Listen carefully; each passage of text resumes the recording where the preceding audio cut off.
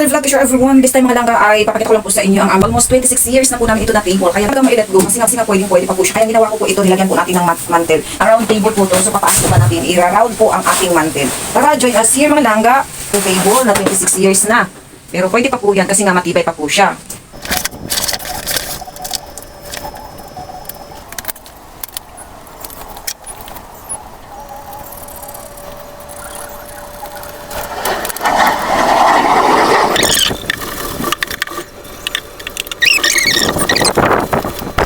So mukhang presentable na naman po ang ating lumang round table. Ayan, kasi nga nilagyan na naman natin ng bagong mantel. Okay, this is it mga langga, ang ating final presentation sa inyo. Makulay po ang ating pinili para naman po attractive. Ayun po, I suggest na floor mat na lang po ang inyong ilalagay. Mas durable po siya compare po sa mantel. Ay tumatagal po talaga ang floor mat. Kaya please click follow for more tips. Thank you. Love, love, love!